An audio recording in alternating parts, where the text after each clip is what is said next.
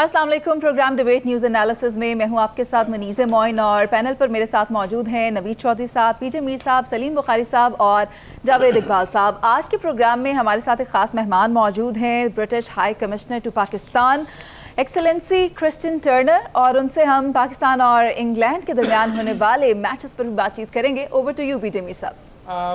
His Excellency, first of all, please accept from our panel and from the people of Pakistan our deepest saddest feelings over the passing away of Her Majesty the Queen. She was our Commonwealth head, and I thought it was appropriate to just commiserate with you. But for you, welcome back British Airways to Pakistan, as they say, Islamabad, and welcome back cricket after 17 years of abeyance and great work you've done behind it. But my question is, how do you reflect on the efforts you've been making in getting the two countries together and resuming the cricketing ties?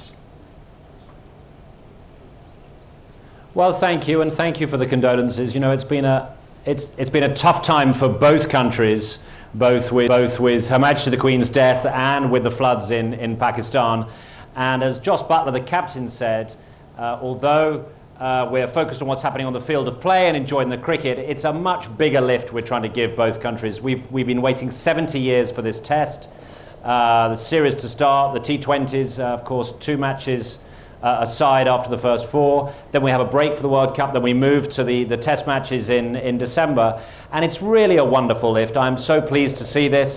The broader sense of the connections between our two people that, as you say, is represented by the airlines being here. We have 100,000 Brits here in Pakistan, 1.6 million Brits in the UK trace their roots back to Pakistan. So there's a real sense of our connection, and as I like to say, hum ek saath hain, we are together, and the cricket is a wonderful way of taking that to the next level. Excellency, this is Salim Bokhari speaking to you now. Second time, you recall that you came to visit our head offices and we played cricket also in our studio. My question is, British team is entering with young players this time. We have seen new boys are making debuts. How do you think this strategy? Are you preparing for the World Cup, or is that what you think is the routine? Well, Salim, I can't really speak for the coaches, but I think it's a great squad that the England team have brought in. We've got a number of players very experienced who've played in the PSL. So you've got Alex Hales, had a great knock, dropped a couple of catches, but he's a wonderful player, Alex Hales. We've got experienced players like Moeen Ali who are coming in. They know what it's like to play in Pakistan from the PSL. They've also then got these younger players who really want to show what they can do before they move to the World Cup, and some of these are hugely exciting. I have to say, Mark Wood, the speed he is bowling at, Babar Azam is pretty good at facing most balls, but I think even Babar might wipe a bit of sweat from his brow as he sees 164 kilometers an hour coming at him. So that blend, I think, of youth and experience is proved the series to be really exciting so far, and shows that there are game winners, match turners on both sides. Excellency, you know, England used to have a policy where schoolboys used to come around here and play cricket. To further cricketing ties, I agree that Pakistan and England, they should exchange schools, because I remember going to play for the first World Cup in England. It was like walking on a carpet, comparing to Pakistan's hard wickets. So don't you think that British boys, English boys, no matter who, they should come here and play in Pakistan and get experience in their school days time? Yeah, look, fundamentally, the more Brits that are coming here to Pakistan, the happier I am. Those sorts of exchanges are brilliant for us. Actually, last year we had a doubling in our number of student visas, so there's a good precedent for it. And a lot of what I'm doing, if you accept what I say, that this sort of interaction is good for changing perceptions. It's not just the players, the coaching staff, it's the traveling fans, it's the media. All of this is about showing a different Pakistan in 2020. People thought. That's why 3 years ago, when I arrived in Pakistan, I said I was keen to see England come back. And if I may, I should pay tribute to the work not only of the ECB, but also the PCB. Ramiz Raja and his team have done a fantastic job to prepare for this series, to get the grounds ready, not necessarily have the motorway you had when Australia were here, really set it up well, a huge amount of work between the two boards, I hope with the help of the British High Commission to make this such a success. So credit and thanks to all of them. Excellency, the last question is that do you think that the current series between Pakistan and Britain will certainly help both the teams to prepare for the World Cup, which is forthcoming? Yes, look, I'm sure it will prepare for the World Cup, and it's to have 7 matches in such a short space of time, as well as being fantastic for the spectators, I think will really help get both teams ready, and there'll be little selection battles going on. So I think that's good. But as we said at the start, I think it's also a reminder that this is a difficult time for both countries. And one of the things that I think has been most admirable is to see the way that both teams and both boards have put this series in the context of the wider challenge that Pakistan faces with its floods. Those proceeds from the first game in Karachi went to the flood appeal, about 13 million Pakistani rupees. The sponsors donating to the flood appeals with the sixes that are scored and the food that is sold. And of course the England players have made their own personal donation, matched by the England Cricket Board. And that really shows the solidarity at a difficult time for Pakistan, alongside the work that the British government is doing, that my High Commission is doing to support Pakistan. And as we are saying, show that we are hum ek saath hain. Excellency, this question which I'm going to put up, it's a routine question to any and every High Commissioner. Any chance of reducing visa fees for the sports going over to play in England? So I always get asked about visas. Actually, we think we run a very good visa service. Most of them are issued within 15 working days to competitive fees. And as I say, what we want is more people able to travel legitimately for study, for visits, for work. I thought you were going to ask me which team I'm supporting, but I'm happy to avoid that question if you're not going to ask it of me. That's a diplomatic one, so I won't ask you because... Excellency, now that BJ has asked you another question, so I feel it is my privilege to ask you another question. You are one diplomat whose tenure in Pakistan has been extended by 1 year. How do you feel your stay? Already you have stayed for 3 years. And what do you have in mind for the next 1 year that you're going to stay here? And particularly, what about our north, where you have been very frequently visiting? Yeah, so look, let's be clear. My job is not to be a cheerleader for Pakistan. It's to advance British interests. So there is so much work to do. That weight of the relationship.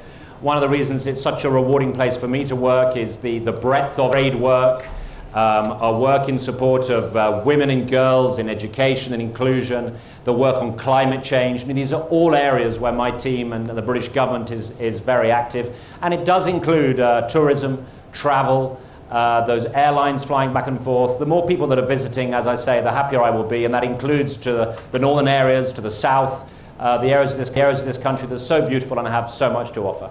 And Excellency, as you mentioned, of course, with the Queen passing away and the floods in Pakistan, indeed difficult times for both of us. But as far as these natural disasters are concerned, are you guiding or will you guide government or a country, how to avoid such disasters in the future?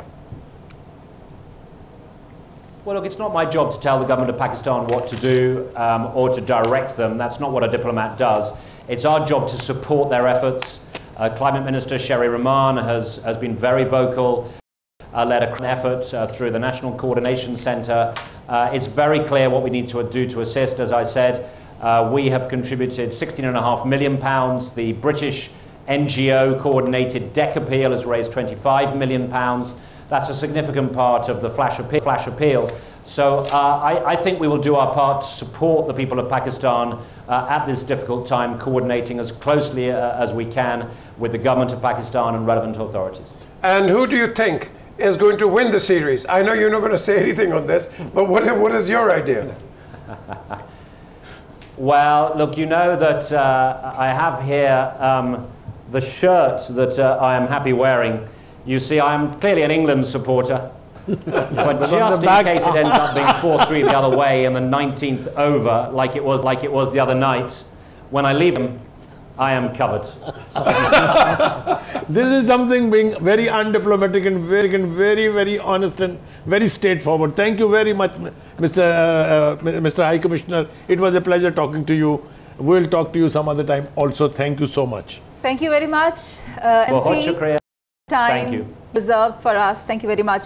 But Bokhari साहब, जैसा कि कहा जाता है, every coin has two sides. यहाँ मैं कहूँगी this shirt even has two sides. Yes, जिसमें yes. एक जाने वो इंग्लैंड को सपोर्ट कर रहे हैं तो दूसरी जाने पाकिस्तान की बात करें. लेकिन यहाँ जो अच्छी बात है, जो मुझे पसंद आई इस सीरीज़ में, वो ये है कि अभी तक जो कराची में खेला गया मैच है उसका टर्न आउट 95.3% रहा और जो इनकम, जो गेट मनी वहाँ से मिली वो सैलाब ज़दगान के लिए वक्फ की गई, जो कि 1 करोड़ 30 लाख के करीब बनती है. यानी कि क्रिकेट ने एक मरतबा फिर से पूरी कौम को यकजा कर दिया है और इस तरह के खेलों का इनकाद होते रहना चाहिए. अभी हम चलेंगे एक ब्रेक पर, जिसके बाद आएंगे और बात करेंगे इसहाक डार की वापसी और मईशत पर उसके क्या असरात मुरतब होंगे.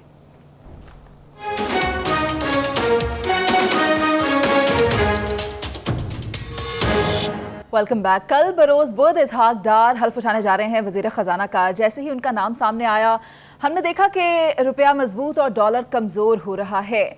इसी पर मैं सबसे पहले सलीम बुखारी साहब आपकी जानिब आती हूँ. आप ये बताइएगा कि इसहाक डार के आने से मईशत बेहतरी की जानिब गामज़न हो जाएगी, इसके इम्कानात कितने कवी हैं?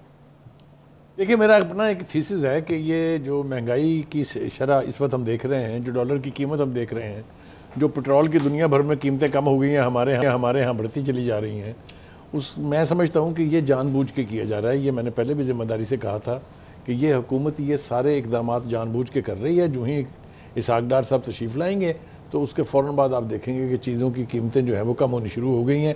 उनकी जब वो सफ़र उन्होंने अपना शुरू किया लंदन से तो $6 जो है वो सस्ता हो गया और आज बात हो रही है कि पेट्रोलियम की कीमतें किसी वक्त भी कम होने वाली हैं. $5 के करीब पेट्रोल सस्ता हो जाएगा, $15 के करीब डीजल सस्ता हो जाएगा.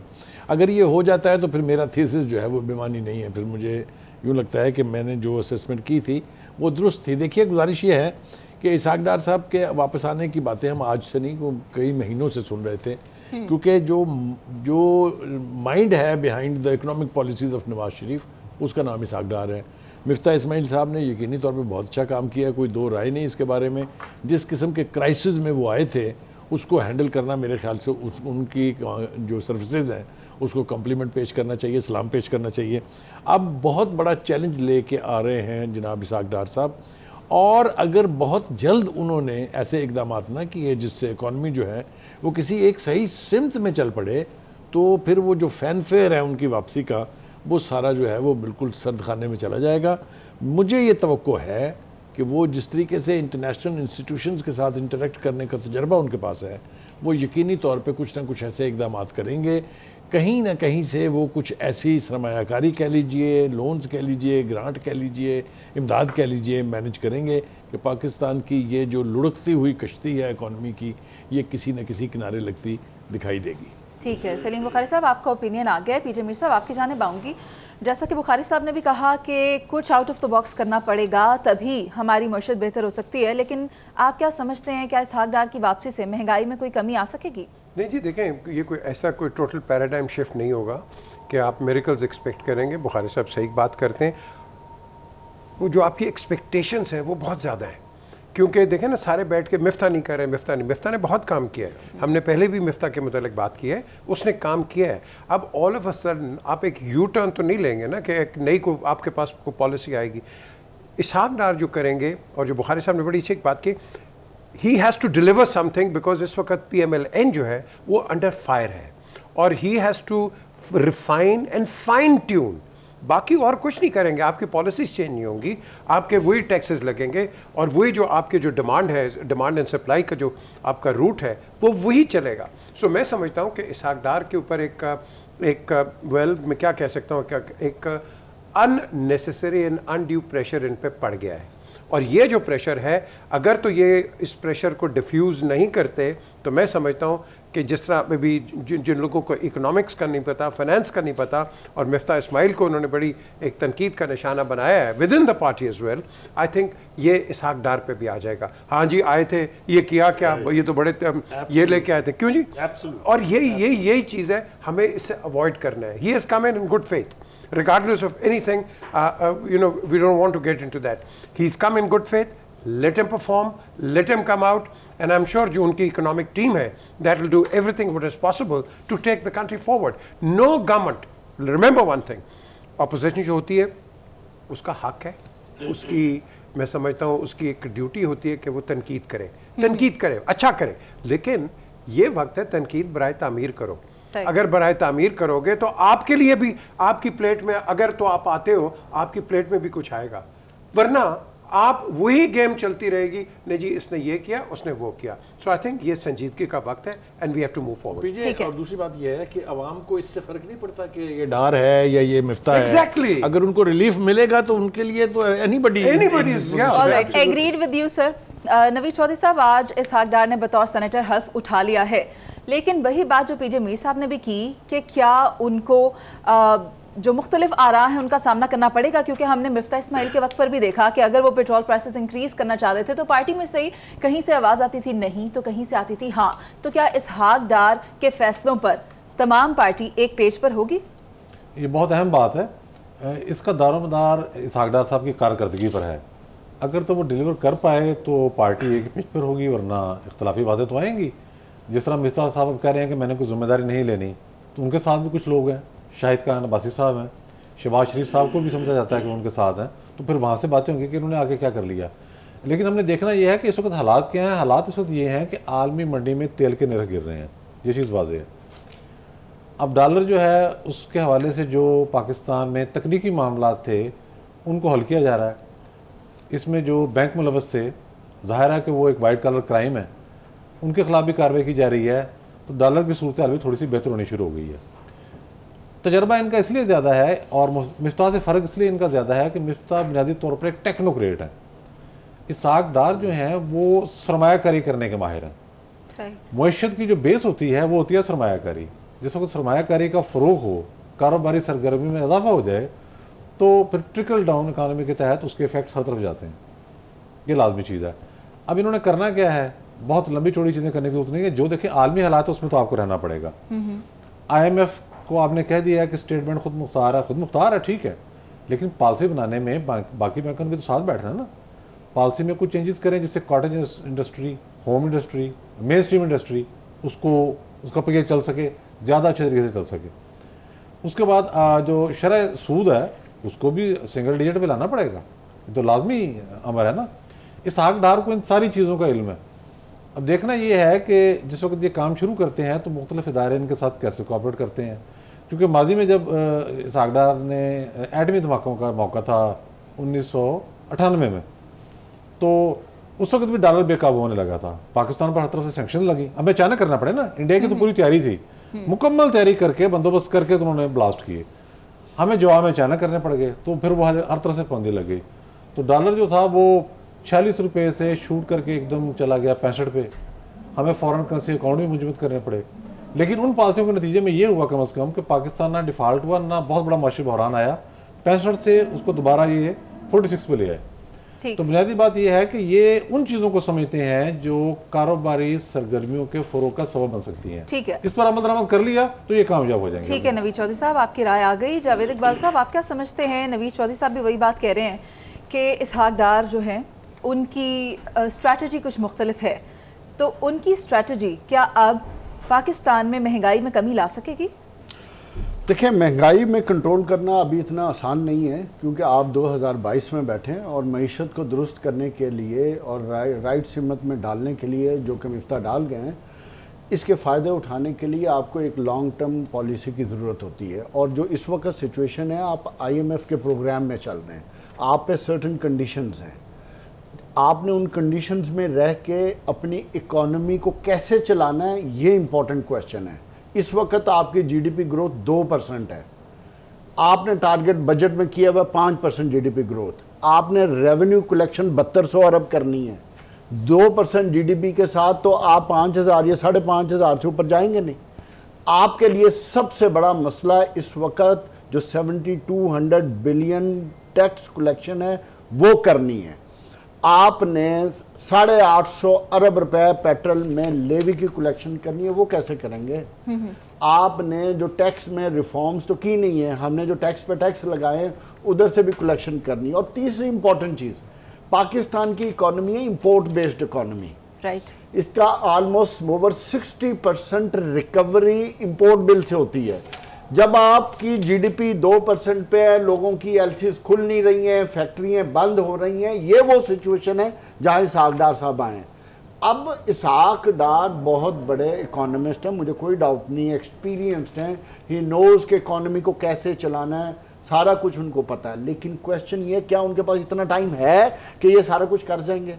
मैं समझता हूं कि उन करने की सलाहियत मौजूद है, मगर जो इस वक्त पाकिस्तान की इकोनॉमी की सिचुएशन और आईएमएफ की कंडीशंस में रहते हुए इस लिमिटेड टाइम में शायद वो एक्सपेक्टेशंस के मुताबिक परफॉर्म ना कर सकें, इसमें मुझे कोई डाउट नहीं। हाँ, बकौल इस आगदार के अपने, मैं उन्हीं के अल्फाज दो बातें कहूँगा। उन्होंने दो बातें कही थी, हमें 2-3 दफ़ा इंटरव्यू दिया उन्होंने, कि किसी भी मुल्क की इकोनॉमी को चलाने के लिए आपको लॉन्ग टर्म 8-10 साल 15 साल का इकोनॉमिक प्लान चाहिए। कल आपने एक बहुत अच्छी बात की थी, वो रिपीट कर दें। इसहाक डार की ही बात थी, वो कंसिस्टेंसी वाली लॉन्ग टर्म। पहली बात ये थी कि लॉन्ग टर्म आपको 8-10 साल का प्लान चाहिए।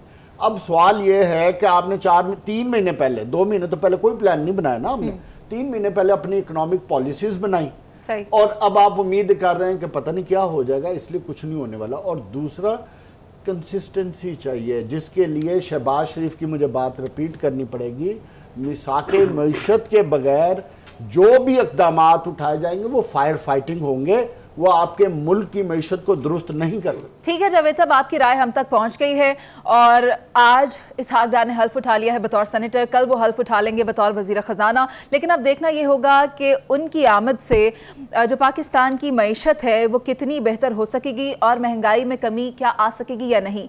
और अभी हम चलते हैं एक ब्रेक पर, जिसके बाद वापस आएंगे और बात करेंगे आज होने वाली अदालत में पेशी के बारे में। आप साथ रहिए।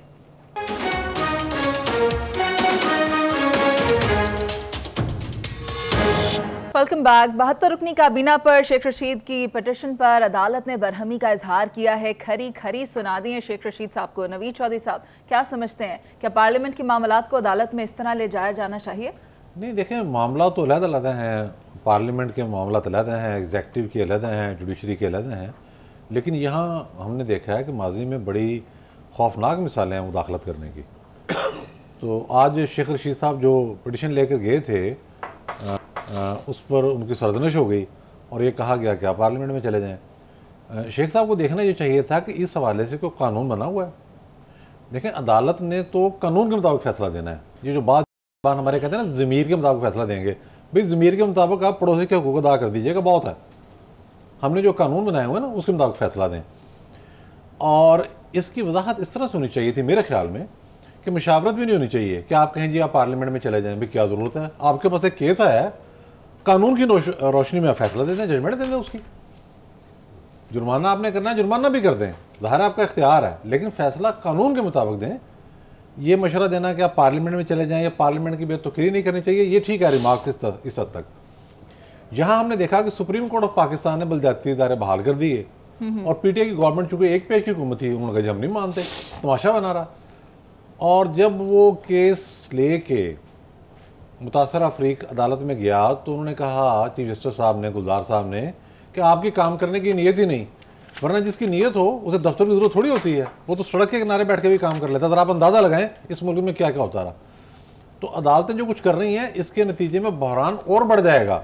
इमरान खान कह रहे हैं मैंने सिस्टम को नहीं चलने देना, वो अदलिया पर हमलावर हैं, वो एस्टेब्लिशमेंट पर हमलावर हैं, वो हर एक को ललकार रहे हैं, वो सड़क गर्म करना चाहते हैं और इदारे अपने फ़राइज़ से पीछे हट रहे हैं।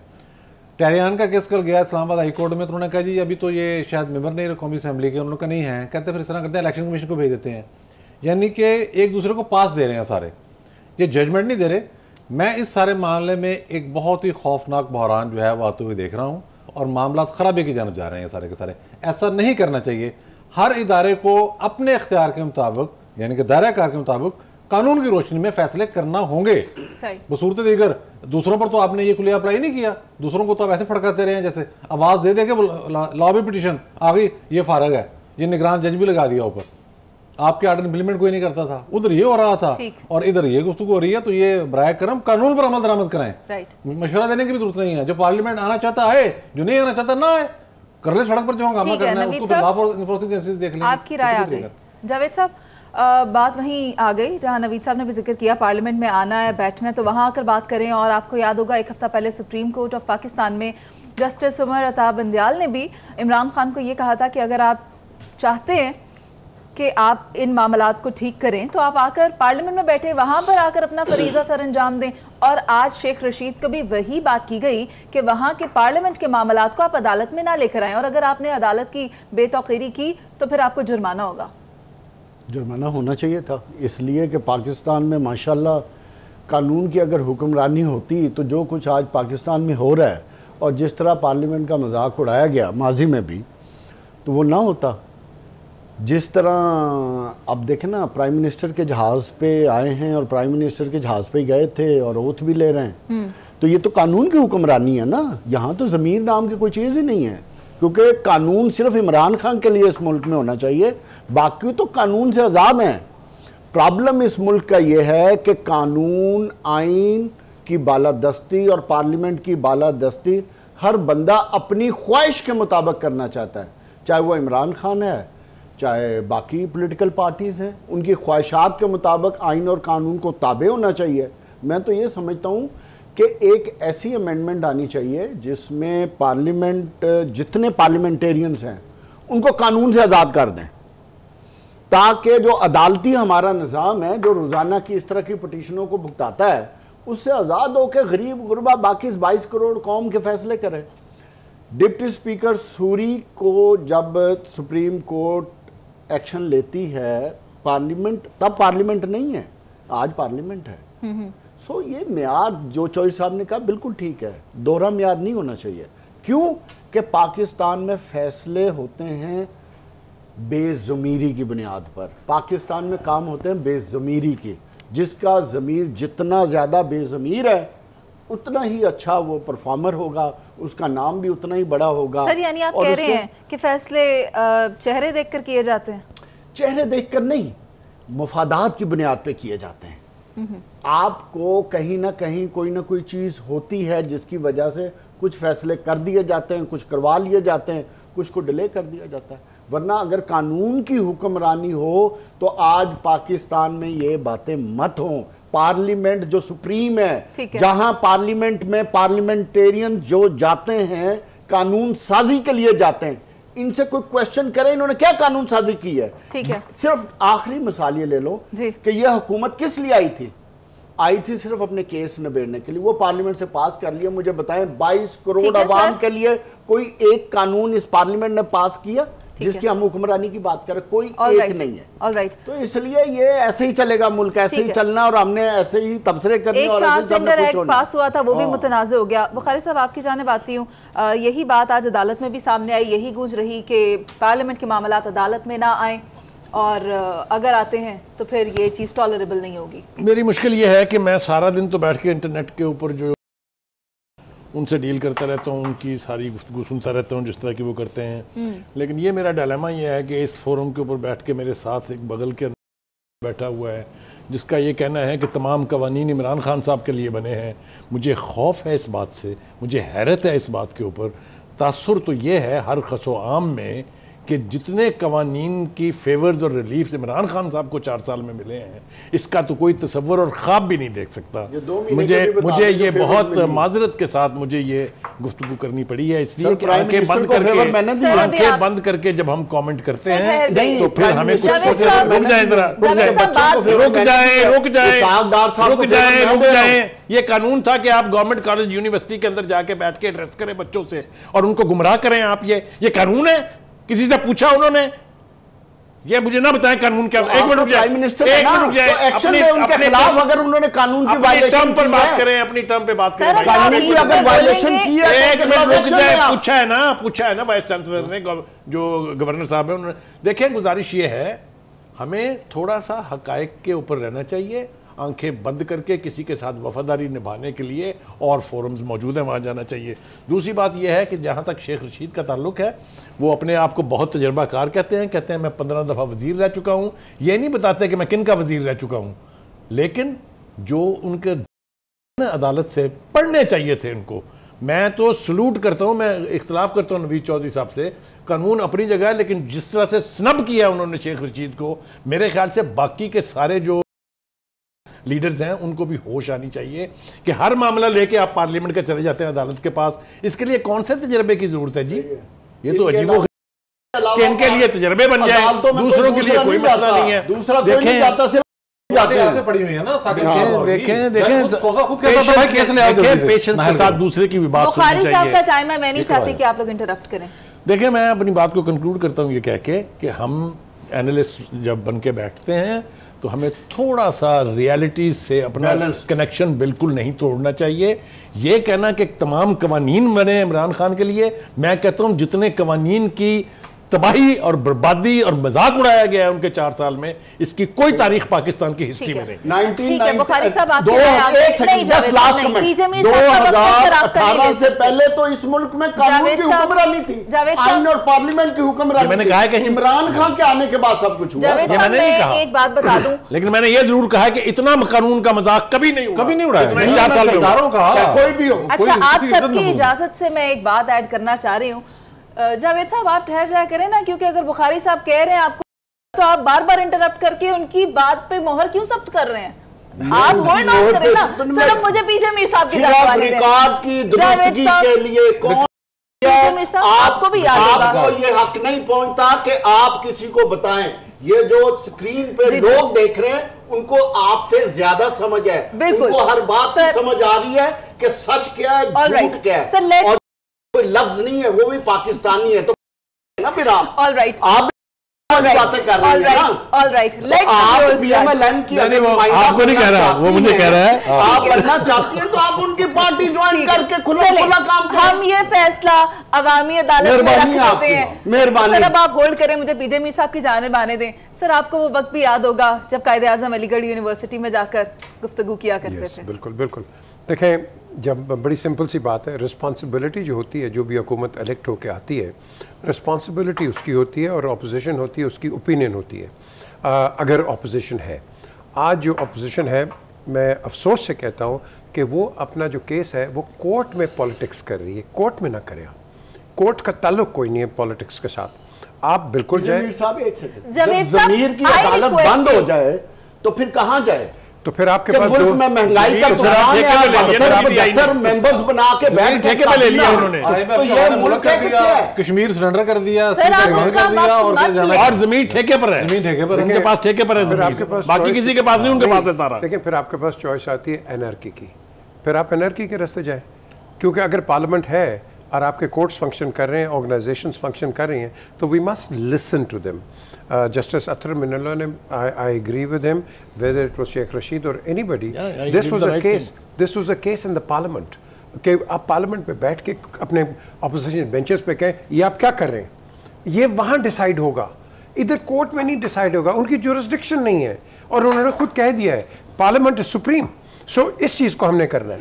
अब बात आती है कि ये मिनिस्टर्स की बात आई कितने, ओ भाई वो 10 लाख ने, हाँ 1/4 जो आपका है, जो आपका स्टिपुलेटेड टाइम है, उसके आप क्रॉस ना करो, but it is up to them. जब तक आप वो करोगे उसके साथ मैं समझाऊंगा you will remain within the domain of law. लेकिन हर गवर्नमेंट वो समझती है कि भाई उसको ये चाहिए, ये चाहिए, सो लेट हिम बी। जब नहीं होगा फिर कहते हैं देखो जी हुकूमत ने काम नहीं किया। आप इसकी अकाउंटेबिलिटी अगर आपने करनी है तो आप जब इनका टेन्योर ख़त्म होगा आप ज़रूर अकाउंटेबिलिटी करें। हाँ जी, वो आपने किस लिए रखे थे, ये किस लिए रखे थे, उनका काम क्या था, ये आप उस वक्त करें। But in between taking politics in a supreme court और a high court is not the way forward.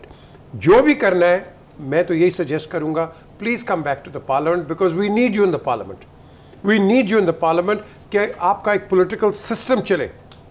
हम अपने पॉलिटिकल सिस्टम को बहुत वीक कर रहे हैं, बहुत वीक कर रहे हैं। इलेक्शंस भी हो जाएंगे, हर चीज़ भी हो जाएगी, लोग कहीं नहीं जा रहे, सब पाकिस्तान में ही हैं, लेकिन ये एक टाइम होगा जब वो इलेक्शंस भी हो जाएंगे। अभी हम रेस्क्यू वर्क के अंदर फंसे हुए हैं। Please look at the people who are dying on an everyday basis. आपका पाकिस्तान आधा 1/3 पानी के नीचे घुसा हुआ है, उसकी हम बात नहीं कर रहे। मुझे कर दो, मैं गवर्नमेंट को भी कहूँगा इलेक्शन अनाउंस कर दो कि भाई इस डेट की होगा, ये भी ठंडे पड़ जाएंगे। और काम क्या होगा, ये अपना काम करेंगे, आप अपना काम करेंगे, आपका हिसाब इलेक्शंस के बाद हो जाएगा। आप जो है, आपने जो तीर मारना है आप तीर मार लीजिएगा, but work for Pakistan, don't work on an individual basis. Please stay and keep the country first. All right, बहुत शुक्रिया पीजे मीर साहब, बहुत शुक्रिया नवीद चौधरी साहब, सलीम बुखारी साहब और जावेद इकबाल साहब। लेकिन यहाँ मैं ये बता दूं कि इज़्ज़त दो तो हमने बहुत सुना है, लेकिन अगर हकीकी तौर पर पार्लियामेंट को इज़्ज़त दी जाएगी और जो इदारे हैं वो अपनी आइनी हुदूद व क़यूद में रहकर काम करेंगे, तो वही बात जो पीजे मीर साहब ने की थी कि पाकिस्तान तरक्की पाएगा, जमहूरियत को फ़रोग़ मिलेगा। इसी के साथ आपसे इजाज़त, अल्लाह निगहबान।